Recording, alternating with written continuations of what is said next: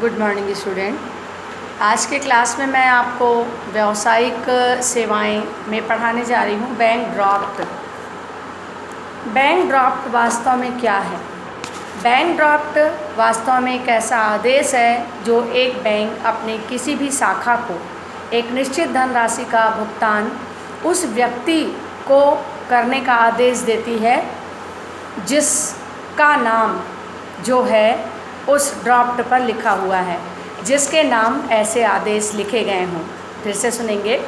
Bank draft एक प्रकार का आदेश है जो एक बैंक अपने किसी भी शाखा को एक निश्चित धनराशि का भुगतान उस व्यक्ति को करने का आदेश देती है जिसके नाम का वो ड्राफ्ट है। बैंक ड्राफ्ट को यदि जारी करना है तो उसका क्या तरीका है? सर्वप्रथम ग्राहक बैंक ड्राफ्ट को प्राप्त करने के लिए एक मांग स्लिप, रिक्वेस्ट स्लिप बोलते हैं इसको, भरकर बैंक के समक्ष प्रस्तुत करेगा। तत्पश्चात जो बैंक है वो ग्राहक के खाते से ड्राफ्ट की राशि निकालेगा अथवा ग्राहक से नगद वो राशि जो है जमा कराएगा।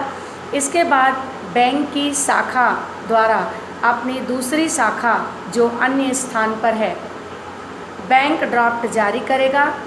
बैंक ड्राफ्ट के अनादृत होने की कोई संभावना नहीं रहती क्योंकि बैंक ड्राफ्ट जारी करने वाली जो शाखा है वो ड्राफ्ट के भुगतान प्राप्तकर्ता की राशि भुगतान करने की पूरी गारंटी देता है। ग्राहक से कुछ राशि ड्राफ्ट के कमीशन के बतौर चार्ज की जाती है जो कि अलग अलग बैंकों की अलग अलग होती है। फिर से मैं बहुत संक्षेप में बताऊं। बैंक ड्राफ्ट मतलब बेटा जितनी भी राशि का आपको बैंक ड्राफ्ट बनाना है, आप बैंक जाएंगे, एक स्लिप की मांग करेंगे, उस स्लिप में जितनी राशि आपको दूसरे व्यक्ति को भेजना है उतनी राशि आप जमा कर देंगे, और नहीं तो आपका पहले से वहाँ पे पैसा जमा है तो बैंक आपकी जमा राशि में से पैसा निकाल कर उस शाखा को आदेश देगा जिस स्थान पर आप जिस व्यक्ति को आप बैंक ड्राफ्ट देना चाहते हैं, तो बैंक वहाँ की अपनी शाखा को आदेश देगा।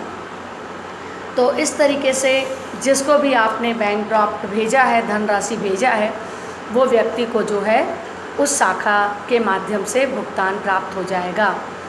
यहाँ पर विशेष ध्यान रखने योग्य बात यह है कि बैंक ड्राफ्ट सदैव मांग पर ही देय होता है। बैंक ड्राफ्ट को डिमांड ड्राफ्ट या बैंकर्स ड्राफ्ट के नाम से भी जानते हैं। तो ये मैंने आपको बताया आज बैंक ड्राफ्ट के बारे में।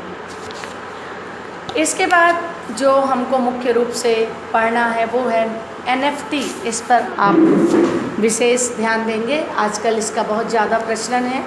नेशनल इलेक्ट्रॉनिक फंड हस्तांतरण NEFT, ये भी एक स्थान से दूसरे स्थान पे रुपए भेजने का एक इलेक्ट्रॉनिक माध्यम है, आजकल बहुत ज़्यादा प्रचलन में है।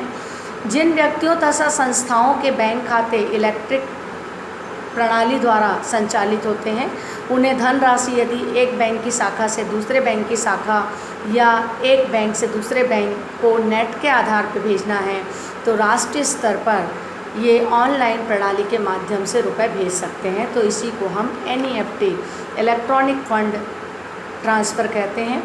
इसकी विशेषता है इलेक्ट्रॉनिक कनेक्शन। ये उन्हीं बैंकों के माध्यम से पॉसिबल हो सकता है जिनके यहाँ इलेक्ट्रॉनिक कनेक्शन हो, जो कि इलेक्ट्रॉनिक प्रणाली से जुड़ा हो।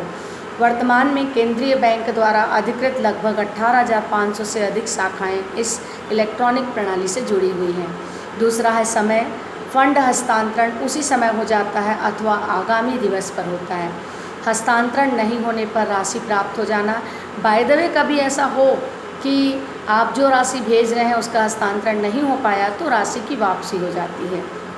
सेवा शुल्क। बैंक सेवा शुल्क ग्राहक से वसूल करता है और वास्तविक शुल्क राशि अलग अलग बैंक का अलग अलग हो सकता है। राशि की सीमा निर्धारित नहीं। भेजी जाने वाली राशि की सीमा न्यूनतम और अधिकतम इस प्रकार से कोई इसका निर्धारण नहीं है।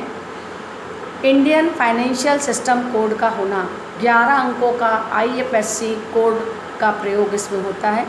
पर्याप्त जानकारी, प्राप्तकर्ता का नाम, बैंक खाता नंबर, खाते का प्रकार, बैंक का नाम, शहर का नाम, शाखा का नाम आदि जानकारी फंड हस्तांतरण का जो आवेदन प्रस्तुत करने वाला है वो संबंधित बैंक को देगा। तो ये आज वर्तमान में रुपए भेजने का एक बहुत ही अच्छा इलेक्ट्रॉनिक माध्यम है। तो आज मैंने आपको दो टॉपिक पे चर्चा किया। एक तो आपका NEFT और दूसरा है बैंक ड्राफ्ट। ठीक है। और बच्चों, आप लोग नोट्स वगैरह बना रहे हैं कि नहीं, पढ़ाई आप लोग कर रहे हैं कि नहीं? यदि किसी प्रकार का प्रॉब्लम है तो आप मुझसे पूछा करो। Thank you.